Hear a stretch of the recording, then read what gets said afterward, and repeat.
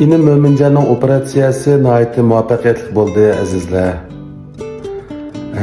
Ko'pdan beri xuddi bizga o'xshash Mo'minjonning kasallik ahvoli uchun ko'ngil bo'layotgan va yaxshi tilaklarda bo'layotgan barliq do'stlarimizning mushu bizdan Mo'minjon to'g'riliq ekanlamoqchi bo'lgan ahvollarga biz vaqtida to'liq javob berolmay qoldik. Sababi ko'ngil qo'shuvog'idek yaxshi xabarlar bo'lmagandan keyin ko'ngil yerimchiligini xabar qilg'imizmi kelmagan.